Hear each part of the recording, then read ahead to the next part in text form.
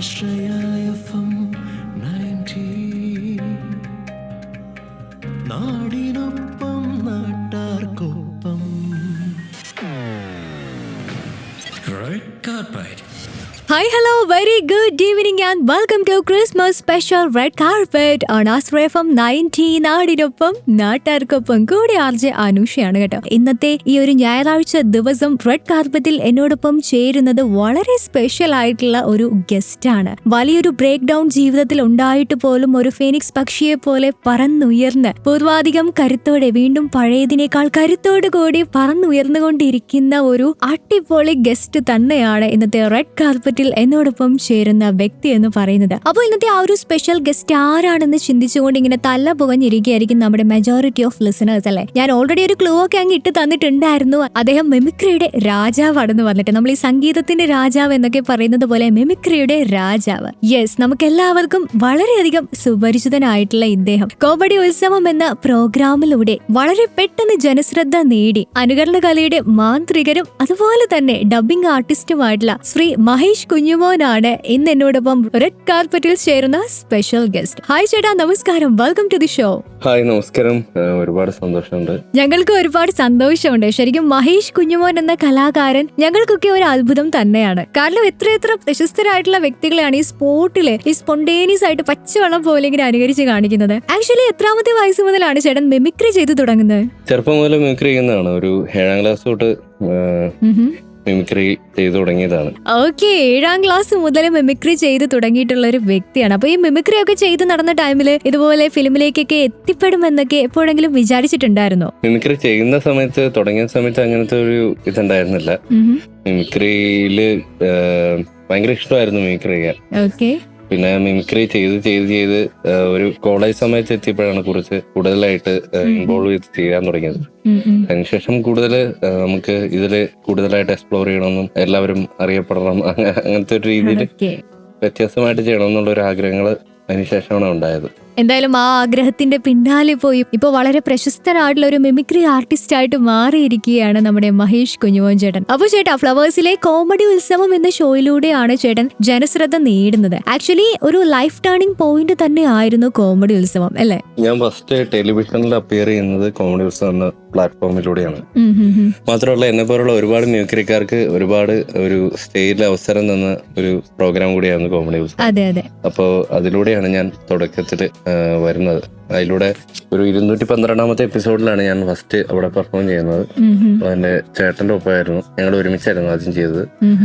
പിന്നെ ഒരു 12ഓളം എപ്പിസോഡുകൾ ചെയ്യാൻ പറ്റി. ആ പെർഫോമൻസുകളൊക്കെ കണ്ട് കുറച്ചുപേരൊക്കെ എന്നെ തിരിച്ചറിയുമായിരുന്നു ആ സമയത്തൊക്കെ. ഓക്കെ, അങ്ങനെ മിമിക്രിയിൽ ചെയ്ത് തുടങ്ങിയതാണ് കലാജീവിതം എന്ന് വേണമെങ്കിൽ പറയാം. ഈ മിമിക്രിയിൽ നിന്നും സിനിമയിലെ ഡബ്ബിങ്ങിലേക്കുള്ള ആ ഒരു എൻട്രി അതെങ്ങനെയായിരുന്നു? ഞാൻ ഒട്ടുമിക്ക തമിഴ്, മലയാളം സ്റ്റാർസിനെ അനുകരിക്കുമായിരുന്നു. അപ്പൊ എന്റെ വീഡിയോസ് അങ്ങനെ വൈറലായ ശേഷം ആദ്യമായിട്ട് ഒരു കോള് വരുന്നത് വിജയ് സേതുപതിക്ക് ഡബ് ചെയ്യാൻ വേണ്ടിയിട്ടായിരുന്നു. മാസ്റ്റർ എന്ന പടമാണ് ഞാൻ ഫസ്റ്റ് ഡബ് ചെയ്യുന്ന മൂവി എന്ന് പറയുന്നത്. അതിനുശേഷമാണ് ഞാൻ അനിൽ നെടുമങ്ങാട് അദ്ദേഹത്തിന്റെ ശബ്ദം അയച്ച് ഫേസ്ബുക്കിൽ ഒരു വീഡിയോ ഇടയൊക്കെ ചെയ്തിട്ടുണ്ടായിരുന്നു. അത് അല്പം ആളുകൾ നല്ല അഭിപ്രായം പറഞ്ഞ ഒരു ഇമിറ്റേഷൻ ആയിരുന്നു. അപ്പോ കോൾഡ് കേസ് സമയത്ത് അനിൽ നെടുമങ്ങാട് മരിച്ചു പോയതുകൊണ്ട് അദ്ദേഹത്തിന്റെ ശബ്ദം ഡബ് ചെയ്യുന്നതിന് വേണ്ടി എന്നെ ക്ഷണിച്ചിരുന്നു. അദ്ദേഹത്തിന്റെ ഒരു 3 പടങ്ങളിൽ ഞാൻ അദ്ദേഹത്തിന്റെ വോയിസിൽ ശബ്ദം കൊടുത്തിട്ടുണ്ട്. പടവെട്ട്, പിന്നെ പീസ് എന്ന അദ്ദേഹത്തിന്റെ അവസാനത്തെ പടം, പിന്നെ കോൾഡ് കേസ്, ഈ 3 ചിത്രങ്ങൾ. പിന്നെ ഒരു പടം ഇതുവരെ റിലീസ് ചെയ്തിട്ടില്ല, ഒരു ഇന്ദ്രജിത്ത് ഏട്ടൻ നായകനായിട്ടുള്ള ഒരു പടം. സിത്താര ഇന്ദ്രജിത്ത് ഏട്ടൻ രണ്ടുപേരും ഹീറോയിൻ ആയിട്ടുള്ള ഒരു പടം, ഇതുവരെ റിലീസ് ചെയ്തിട്ടില്ല. അങ്ങനെയാണ്. പിന്നെ ഒരു വിക്രം എന്ന മൂവിക്ക് ശേഷമാണ് കൂടുതൽ ഡബിങ്ങിൽ അവസരം കിട്ടുന്നത്. ആ പടത്തിൽ എനിക്ക് അതിൽ തന്നെ മലയാളം വെർഷനിൽ ഒരു 7ഓളം കഥാപാത്രങ്ങൾക്ക് ഡബ് ചെയ്യാൻ പറ്റി.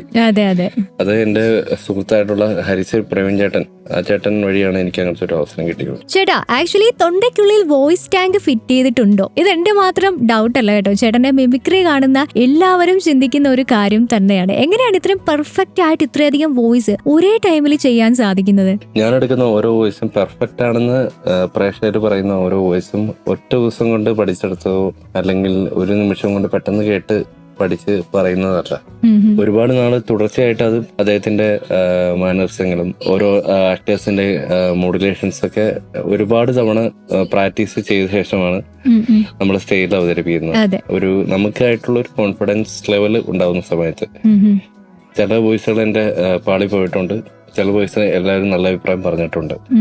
പുതിയ വോയിസുകൾ ചെയ്യുമ്പോൾ ഞാൻ ഇപ്പോൾ ചെയ്ത വോയിസുകളുടെയൊക്കെ ഒരു മിക്സ്ഡ് ആയിട്ട് പലപ്പോഴും തുടക്കത്തിൽ വരാറുണ്ട്.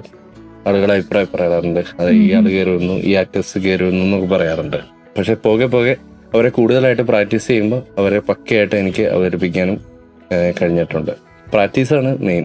പ്രാക്ടീസിലൂടെയാണ് ഓരോ വോയിസും പെർഫെക്റ്റ് ആക്കുന്നത്. ചില വോയിസുകൾക്ക് ഒരുപാട് കാലതാമസം വേണ്ടി വരും, ചില വോയിസുകൾക്ക് പെട്ടെന്ന് പെർഫെക്റ്റ് ആക്കാൻ കഴിയുമായിരുന്നു. യെസ്, പ്രാക്ടീസ് ആണ് നമ്മളെ ഓരോ വ്യക്തിയെയും ഓരോ കാര്യത്തിലും പെർഫെക്റ്റ് ആക്കി മാറ്റുന്നത്. അത് ചേട്ടൻ പറഞ്ഞത് വളരെ കറക്റ്റ് ആയിട്ടുള്ള കാര്യമാണ്. ചേട്ടൻ ശരിക്കും ഇപ്പോൾ ഒരു വലിയൊരു ബ്രേക്ക് ഡൗൺ കഴിഞ്ഞിട്ട് പഴയപടി ജീവിതത്തിലേക്ക് മടങ്ങി വന്നുകൊണ്ടിരിക്കുന്ന ഒരു വ്യക്തിയാണ്. ആക്ച്വലി ആ ഒരു ബ്രേക്ക് ഡൗണിൽ നിന്നും തിരിച്ചു കയറാനെടുത്ത എഫേർട്ടും മനോധൈര്യവും ഒക്കെ നമുക്കൊക്കെ ശരിക്കും പറഞ്ഞാൽ അതൊരു അത്ഭുതം തന്നെയാണ് നോക്കുമ്പോൾ. ആക്ച്വലി ആ സമയത്ത് ലൈഫിലേക്ക് തിരിച്ചു വരാനായിട്ട് ഏറ്റവും കൂടുതൽ മെന്റലി സപ്പോർട്ട് എങ്ങനെയാണ് കിട്ടിയത്? അപ്പോഴൊക്കെ എന്റെ സപ്പോർട്ടായിട്ട് കൂടെ നിന്ന് ഫ്രണ്ട്സും പിന്നെ എന്റെ വീട്ടിലുള്ള എന്റെ ചേട്ടൻ, അമ്മ, അച്ഛൻ, കൂട്ടുകാര്, അങ്ങനെ ഒരുപാട് പേരുണ്ടായിരുന്നു.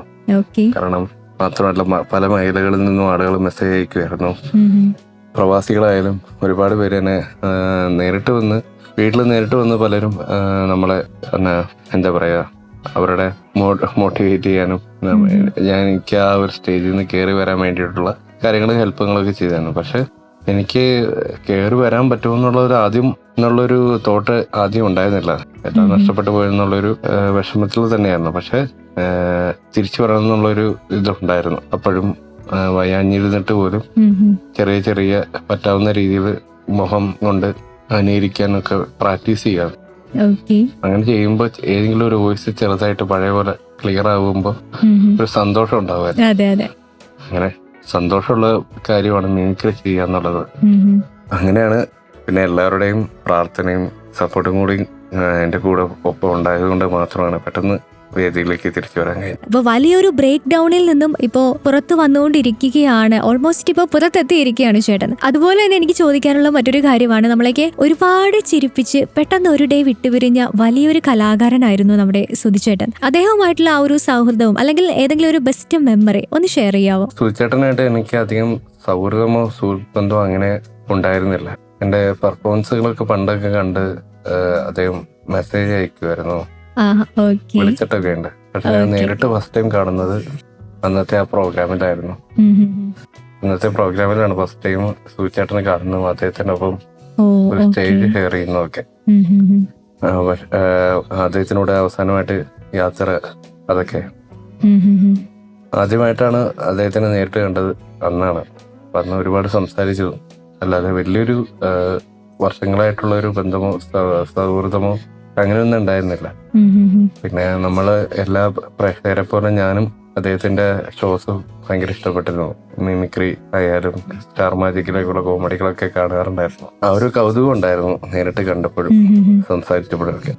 അതെ, നമ്മളേക്ക് ഒരുപാട് ചിരിപ്പിച്ചിട്ട് കടന്നുപോയിട്ടുള്ള ഒരു വലിയ കലാകാരൻ തന്നെയാണ് സുധിച്ചേട്ടൻ. ഇന്നും ഒരുപാട് അദ്ദേഹം ചെയ്ത ഷോസിലൂടെ മിമിക്രീസിലൂടെയും നമ്മുടെയൊക്കെ മനസ്സിൽ ജീവിക്കുന്നുണ്ട് എന്നതാണ് മറ്റൊരു സത്യം. അപ്പോൾ ചേട്ടാ, ക്രിസ്മസ് ഇങ്ങ് എത്താറായി. ഇന്ന് ഡിസംബർ 22 അപ്പോൾ ഇത്തവണത്തെ ക്രിസ്മസ് ഫാമിലിക്കൊപ്പം ആയിരിക്കും അതോ പ്രോഗ്രാംസ് ഒക്കെ ആയിട്ട് ബിസി ആയിരിക്കുമോ? ക്രിസ്മസ് പുറത്താണ്, UK-ലാണ്. ഓക്കെ. ഞാൻ ക്രിസ്മസിന് ശേഷം അതായത് 26-നാണ് UK-ലേക്ക് പോകുന്നത്. അവിടെ പ്രോഗ്രാമുകളും ന്യൂ ഇയർ ഒക്കെ അവിടെ ആയിരിക്കും. ക്രിസ്മസ് കഴിഞ്ഞിട്ട് നേരെ പോകുകയാണ്. ഇത്തവണ ആദ്യമായിട്ടാണ് UK-യിൽ പോകുന്നത്. അവിടെയാണ് ഇത്തവണത്തെ ആഘോഷങ്ങളൊക്കെ. ഓക്കെ, അപ്പൊ എന്തായാലും ഒരു ഓൾ ദ ബെസ്റ്റ് അറിയിക്കുകയാണ്. അപ്പൊ എന്തായാലും ഒരു മിമിക്രി കലാകാരൻ, ഒരു മിമിക്രിയുടെ രാജാവിനെ നമ്മുടെ കയ്യിൽ കിട്ടിയിട്ട് ഒരു മിമിക്രി പോലും പറയാതെ വിടുന്നത് ശരിയല്ലല്ലോ. അപ്പൊ നമ്മുടെ ആശ്രയ FM കേട്ടുകൊണ്ടിരിക്കുന്ന ലിസണേഴ്സിന് വേണ്ടിയിട്ട് ചേട്ടൻ ഇഷ്ടപ്പെട്ട ഒരു വ്യക്തിയുടെ വോയിസ് ഒന്ന് അനുകരിക്കാവോ? നമ്മുടെ ഇന്ദ്രൻ ചേട്ടന്റെ ഒരു വോയിസ് ആണ് നമ്മുടെ 5-ാം മതിര എന്ന സിനിമയിലെ. ഓരോ കൊലപാതകം കഴിഞ്ഞ് ഞാൻ 1-2 കൊല്ലം അവധിയെടുക്കും. എന്നിട്ട് പോലീസിനെയും പത്രക്കാരെയും വിശ്വസിപ്പിക്കും. റിപ്പർ രവിയുടെ അവസാനത്തെ കൊലയും കഴിഞ്ഞെന്നു, വേട്ട അവസാനിച്ചു എന്ന് ഇരകളെ വിശ്വസിപ്പിക്കുന്ന വേട്ടക്കാരനാണ് യഥാർത്ഥ ബുദ്ധിമാൻ. ഒന്നും പറയാനില്ല. ശരിക്കും പറഞ്ഞാല് ഇന്ദ്രൻ ചേട്ടൻ നേരിട്ട് വന്നിട്ട് എന്നോട് ഈ ഒരു ഡയലോഗ് പറയുന്നത് പോലെയാണ് എനിക്കിപ്പോ ഫീൽ ആയത്. അപ്പൊ ഒരുപാട് സന്തോഷമുണ്ട്. വലിയ തിരക്കുകൾക്കിടയിൽ നിന്നും നമുക്ക് വേണ്ടിയിട്ട് ടൈം കണ്ടെത്തി ഇങ്ങനെ ഒരു ഇന്റർവ്യൂ തന്നു. ഇനിയും ഒരുപാട് ഉയരങ്ങളിലേക്ക് എത്തട്ടെ എന്ന് ആത്മാർത്ഥമായിട്ട് ആശംസിക്കുകയാണ്. ആൻഡ് ഒരിക്കൽ കൂടി താങ്ക് യു സോ മച്ച്.